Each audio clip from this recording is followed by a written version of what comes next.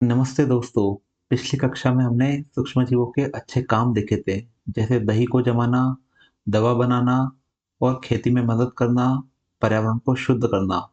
लेकिन क्या आप जानते हैं, यदि ये सूक्ष्मजीव अपने पर आ जाए तो ये हमारी जिंदगी को नर्क भी बना सकते हैं। बच्चों, आज हम बात करेंगे उन अदृश्य दुश्मनों की जो ना दिखते हैं, ना आवाज करते हैं, लेकिन हमारे शरीर में घुसते ही ये हमारे शरीर में बीमारी का तांडव मचा देते हैं। बहुत सारे घातक रोग जिनके पीछे यही सूक्ष्मजीव छिपे होते हैं। तो बच्चों, तैयार हो जाइए विज्ञान की इस जासूसी मिशन में मेरे साथ, जहां हम इन रोग फैलाने वाले खलनायकों का चेहरा आज बेनकाब करने वाले हैं। और बच्चों, जानेंगे कि इन खतरनाक सूक्ष्मजीवों से कैसे बचा जाए। बच्चों, वैसे तो रोग दो प्रकार के होते हैं। एक होते हैं संक्रामक रोग यानी कि संचरणीय रोग, और दूसरे होते हैं असंक्रामक रोग। बच्चों, संक्रामक रोग का अर्थ ये होता है कि जो एक व्यक्ति से दूसरे व्यक्ति के संपर्क में आने से फैलते हैं, वो बच्चों संचरणीय रोग कहलाते हैं। और असंक्रामक रोग ऐसे होते हैं जो एक व्यक्ति से दूसरे व्यक्ति में नहीं फैले। लेकिन बच्चों, आज की कक्षा में हम सूक्ष्म जीवों से होने वाले रोगों पर चर्चा करेंगे। तो बच्चों, चलिए आज के इस वीडियो में हम चर्चा करना शुरू करते हैं। बच्चों, सूक्ष्म जीवों द्वारा होने वाले ऐसे रोग जो एक संक्रमित व्यक्ति से दूसरे व्यक्ति में वायु, जल, भोजन या कायिक संपर्क द्वारा फैलते हैं, संचरणीय रोग कहलाते हैं। इस प्रकार के रोग है जैसे हैजा, सर्दी जुकाम, चिकन पॉक्स और टीबी है।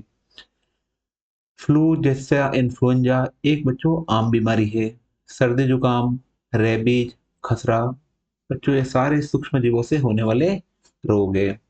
बच्चों, इन्फ्लुएंजा एक तरह का वायरस है जो हमारे श्वसन तंत्र का एक अत्यंत संक्रामक रोग है, यानी कि ये हमारे श्वसन तंत्र पर हमला करता है। इससे श्वास लेने में दिक्कत आती है और फेफड़ों में ये वायरस होता है वो बच्चों आक्रमण करता है और हमारे फेफड़ों को कमजोर करता है। जो अभी कुछ समय पहले इस देश में लॉकडाउन लगा था और कोरोना कोरोना नाम की बीमारी आई थी, वो भी एक प्रकार का बच्चों वायरस ही था। और वो वायरस भी हमारे श्वसन तंत्र पर अटैक कर रहा था। उससे लोगों को श्वास लेने में दिक्कत हो रही थी और इस दुनिया में करोड़ों लोगों की मृत्यु उस खतरनाक वायरस से हुई थी। अब बात करते हैं बच्चों सर्दी जुकाम की। जो सर्दी जुकाम का वायरस है वो ऊपरी श्वसन तंत्र को आसानी से संक्रमित कर देता है, यानी कि ये एक संक्रामक रोग है जो अधिकांश नासिका को प्रभावित करता है। इसके लक्षणों में खांसी, गले की खराश, नाक से स्राव और बुखार आता है। इसके लक्षण बच्चों आमतौर पर 7 से 10 दिन के भीतर समाप्त हो जाते हैं। हालांकि कुछ लक्षण सप्ताह तक भी रह सकते हैं। अब बच्चों अपन बात करते हैं, एक खतरनाक बीमारी है रेबीज, है ना। रेबीज एक बीमारी है जो कि एक रेबीज नामक विषाणु से होती है। तो बच्चों कौन से विषाणु से होती है? रेबीज नामक विषाणु से होती है।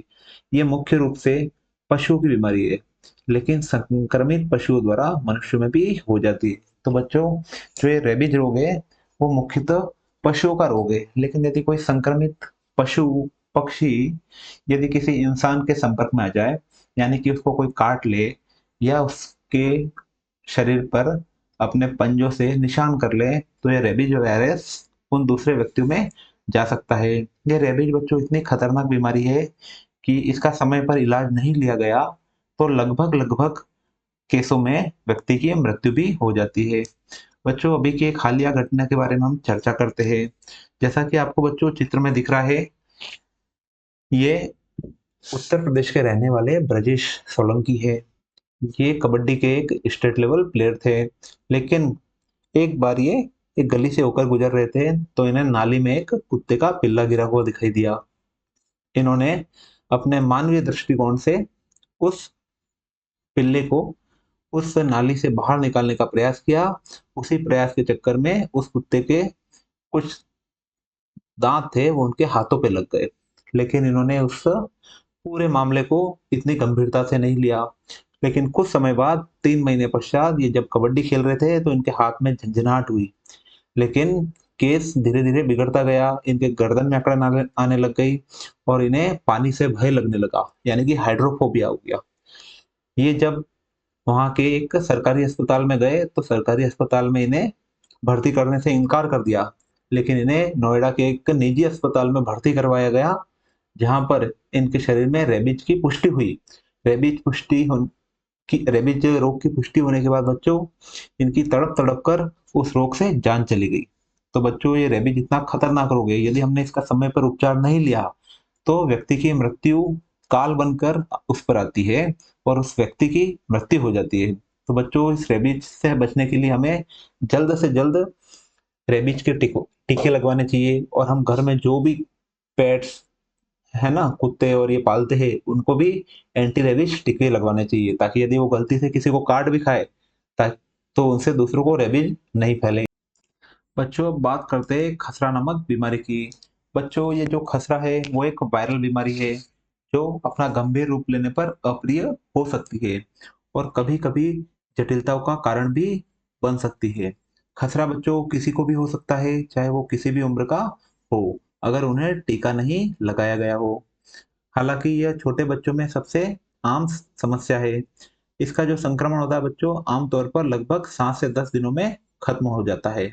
बच्चों, अब बात करते हैं, जो ये खसरा है, इसके क्या-क्या लक्षण होते हैं? एक तो बच्चों, इसमें तेज बुखार आता है, शरीर पर लाल-लाल दाने हो जाते हैं, जैसा कि इस चित्र में इस बच्चे के शरीर के ऊपर हमें दिख रहा है। ये लाल-लाल इसके चेहरे पर हमें दाने नज़र आ रहे हैं, ये खसरा की लक्षण हैं। गालों पर सफ़ेद धब्बे पड़ जाते हैं, नाक में लगातार बच्चों पानी बहने लगता है और ज़्यादा खाँसी आती है, और आँखें भी बच्चों इसमें लाल हो जाती है और आँखों से पानी आता है। बच्चों, अब हम बात करते हैं सूक्ष्मजीवों के आवास की।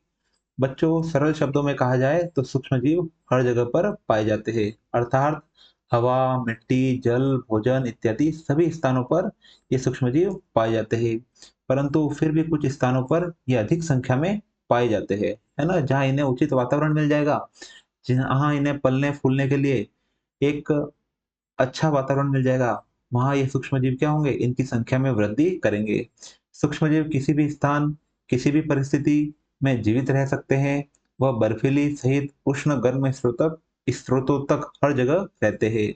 यह मरुस्थल एवं दलदल में भी पाए जाते हैं। यह मनुष्य सहित सभी जंतुओं के शरीर के अंदर भी पाए जाते हैं। तो बच्चों, हमारे दिमाग में अब एक बात तो क्लियर हो गई है कि सूक्ष्मजीव हर परिस्थिति में पाए जाते हैं और इन पर वातावरण का कोई असर नहीं पड़ता है। लेकिन बच्चों, आपने कोरोना बीमारी के समय सुना होगा कि कुछ लोग कहते थे कि जो कोरोना बीमारी ये ठंड के दिनों में ही रहेगी और जब गर्मी आएगी तो ये सूक्ष्मजीव मर जाएगा। लेकिन बच्चों, ये बात पूरी तरह से गलत है। जो सूक्ष्मजीव है वो गर्म स्थानों पे भी रह सकते हैं। अब बच्चों, अमीबा एक ऐसा सूक्ष्मजीव है जो अकेला रह सकता है ना?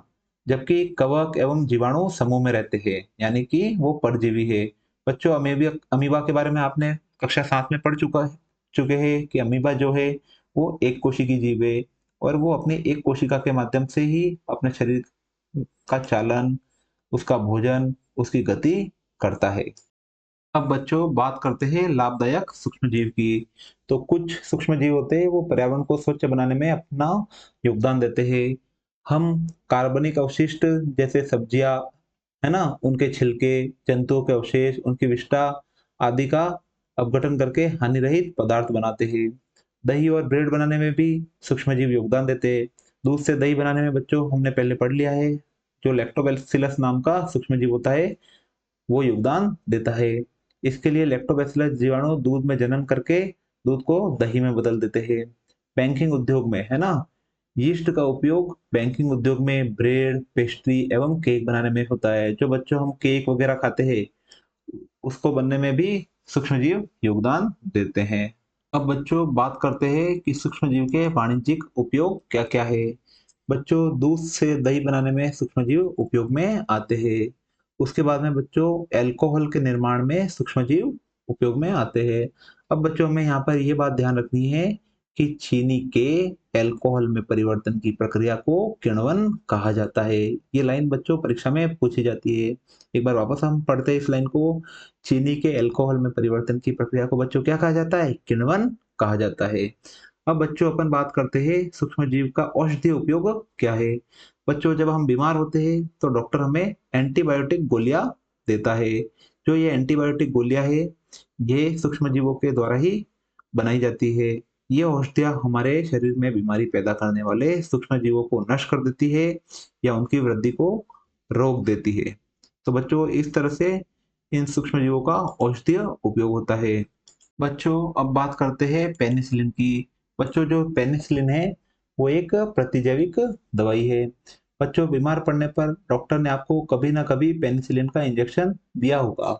1929 में अलेक्जेंडर फ्लेमिंग ने कवक के द्वारा पेनिसिलिन को बनाया था। बच्चों जो ये पेनिसिलिन है वो एक एंटीबायोटिक इंजेक्शन है जो कि बैक्टीरिया को मारती है, यानी कि बैक्टीरिया को हमारे शरीर में नष्ट कर देती है। बच्चों इसकी खोज द्वितीय विश्व युद्ध के दौरान अलेक्जेंडर फ्लेमिंग ने की थी। बच्चों में ध्यान रखना है कि पेनिसिलिन की खोज किसने की थी। तो बच्चों पेनिसिलिन की खोज अलेक्जेंडर फ्लेमिंग ने की थी। इन्होंने इसे पेनिसिलियम नोटेटम नामक कवक से प्राप्त किया था। तो बच्चों ये भी ध्यान रखना है इसे किस कवक द्वारा प्राप्त किया था। तो इसे पेनिसिलियम नोटेटम नामक कवक से प्राप्त किया था।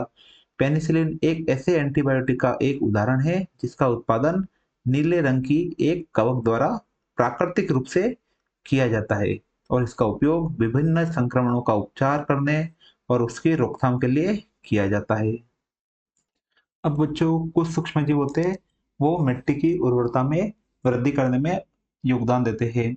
जैसे हम बात करते हैं राइजोबियम जीवाणु की, है ना, जो फलीदार पौधों की जड़ों में पाया जाता है और ये नाइट्रोजन स्थिरीकरण का कार्य करता है।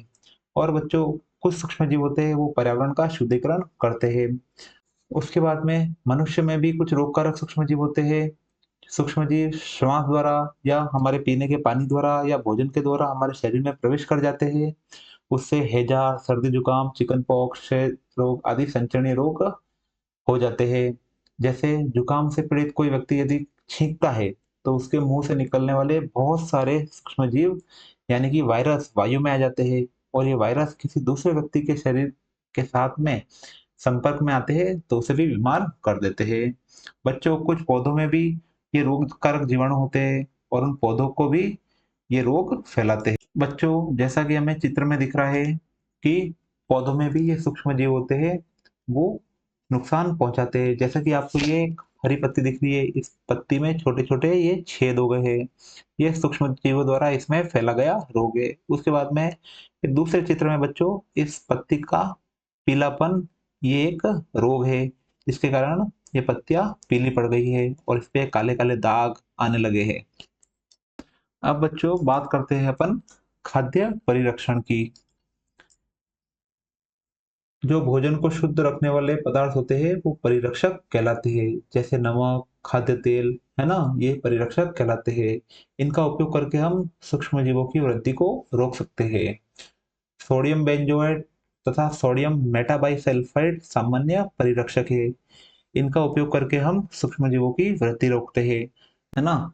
नमक के द्वारा मांस, मछली, आम, आंवला, इमली आदि का परिरक्षण किया जा सकता है। अब बच्चों खाद्य परिरक्षण के सामान्य तरीके हैं, है ना। जो सामान्य तरीके कौन कौन से वो बताए गए हैं। एक तो होता है बच्चों निर्जलीकरण। इसमें खाद्य पदार्थों से जल को निकाल दिया जाता है। जैसे जब हमारे खेत में गेहूं की फसल की जाती है और वो अनाज हमें प्राप्त होता है तो हम उन्हें अपने ड्रमों में भरने से पहले उन्हें धूप में सुखाते हैं ताकि उसके अंदर से नमी हट जाए। तो ये एक निर्जलीकरण की प्रक्रिया कहलाती है। बच्चों दूसरा होता है उबाल कर हम चीजों को कैसे स्वच्छ और स्वस्थ रख सकते हैं। द्रव खाद्य पदार्थों को उबाल कर हम इसमें उपस्थित सूक्ष्म जीवों को बच्चों क्या कर देते हैं, नष्ट कर देते हैं। जैसे जब हमारे घर में सुबह सुबह दूध आता है तो हम पहले क्या करते हैं, उसको उबाल देते हैं। उसके बाद में जब हम बीमार हो जाते हैं तो डॉक्टर हमें क्या सलाह देते हैं कि उबला हुआ जल पीना चाहिए ताकि उसमें जो हानिकारक सूक्ष्म जीव है वो मर जाए। बच्चों हम कुछ रसायनों का उपयोग भी करते हैं जिससे हम सूक्ष्म जीवों को नष्ट कर सके। जैसे सोडियम बेंजोएट और पोटेशियम मेटाबाई सल्फेट का उपयोग, है ना। तो इनका उपयोग अपन खाद्य परिरक्षण में करते हैं। बच्चों कुछ चीजें ऐसी भी है जो हमारे घर में मिलती है जैसे नमक, शक्कर, तेल व सिरके का उपयोग कर हम मांस, अचार, जैम, जेली और सब्जियों के परिरक्षण में उपयोग में लेते हैं। शक्कर, तेल और सिरके का भी उपयोग किया जाता है खाद्य परिरक्षण में। अब बच्चों तेल एवं सिरके द्वारा परिरक्षण। सिरका परिरक्षण में चीनी व नमक की अपेक्षा सिरका अधिक लाभदायक होता है। सिरका सूक्ष्म जीवों की वृद्धि को रोकने का काम करता है। 2% सिरका यानी कि जिसको विज्ञान की भाषा में कहा जाता है एसिटिक एसिड, इन उत्पादों को स्थायी रूप से संरक्षित रख सकता है। बच्चों, जो सिरका होता है उसे हम अचार जैसी चीज़ों में भी डालते हैं ताकि जो अचार है वो लंबे समय तक शुद्ध और अच्छा बना रहे, उसमें कोई सूक्ष्मजीव पैदा नहीं हो। अब बच्चों, कुछ उत्पादों में विशेषकर अचार में जो तेल डाला जाता है वो भी सूक्ष्मजीवों को रोकने का काम करता है। तो बच्चों, जो ये तेल है वो भी एक प्रकार का खाद्य परिरक्षक है। उसके बाद में बच्चों बात करते हैं गर्म एवं ठंडा करना। दूध को उबालने से अनेक सूक्ष्मजीव उसमें नष्ट हो जाते हैं। तो बच्चों, हम गर्म और ठंडा करके भी सूक्ष्मजीवों को नष्ट कर सकते हैं। अब बच्चों बात करते हैं हम नाइट्रोजन स्थिरीकरण की, जो इस पाठ का सबसे महत्वपूर्ण टॉपिक है। बच्चों, हम जानते हैं कि इस वायुमंडल में सबसे ज्यादा जो गैस है वो नाइट्रोजन होती है, लेकिन जो पेड़ पौधे हैं वो इस नाइट्रोजन का सीधा उपयोग नहीं कर सकते हैं। तो जो जमीन है उसके अंदर रहने वाले सूक्ष्मजीव सबसे पहले नाइट्रोजन को नाइट्रेट में बदलते हैं, और इस नाइट्रेट या अमोनिया में बदलने की जो प्रक्रिया है वही नाइट्रोजन स्थिरीकरण कहलाती है। अब बच्चों हम बात करते हैं नाइट्रोजन चक्र की। तो सबसे पहले बच्चों हम नाइट्रोजन स्थिरीकरण को वापस जानते हैं। वायुमंडलीय N2 को यानी कि नाइट्रोजन को, जो जमीन में रहने वाले वो बैक्टीरिया है वो हो गए। उसके बाद में नीलहरित, शैवाल, बिजली की चमक या औद्योगिक तरीकों से नाइट्रेट में बदला जाता है ना। इन सब प्राकृतिक क्रियाओं द्वारा जो वायुमंडल में नाइट्रोजन है उसको नाइट्रेट या अमोनिया में बदला जाता है। उसके बाद में पेड़ पौधे मिट्टी से नाइट्रेट और अमोनियम यौगिकों को अपनी जड़ों द्वारा अपने अंदर समाहित कर लेते हैं।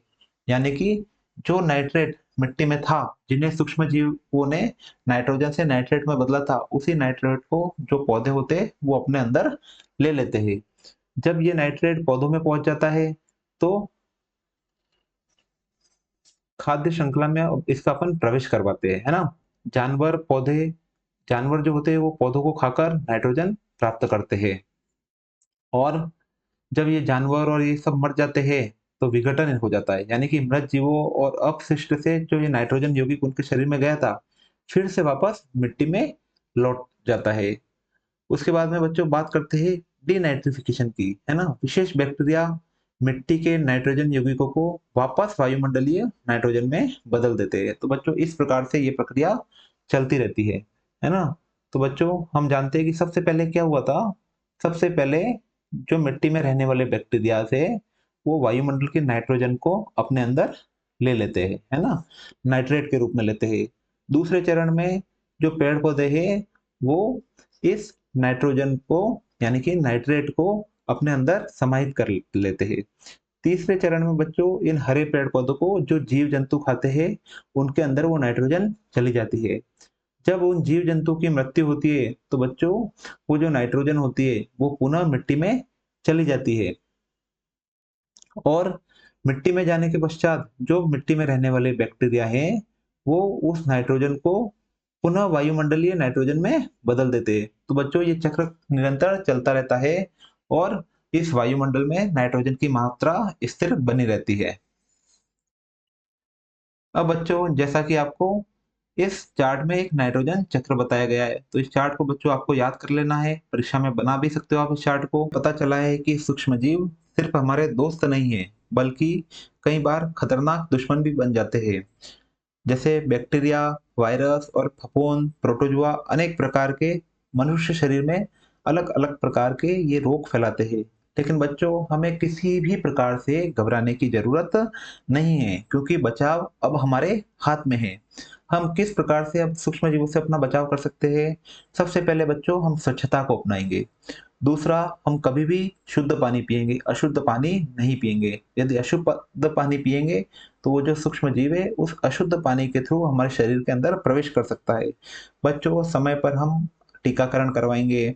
उसके बाद में बीमार व्यक्ति से दूरी बनाए रखेंगे। याद रखिए बच्चों, सूक्ष्म जीवों को हराने का सबसे बड़ा हथियार है जागरूकता और सावधानी। तो बच्चों आज का हमारा ये वीडियो आपको कैसा लगा। यदि आपको ये वीडियो अच्छा लगा हो तो कमेंट सेक्शन में आप क्लियर ज़रूर लिखें। तब तक स्वच्छ रहे, स्वस्थ रहे और सुरक्षित रखें और विज्ञान को अपना सबसे अच्छा दोस्त बनाए रखें।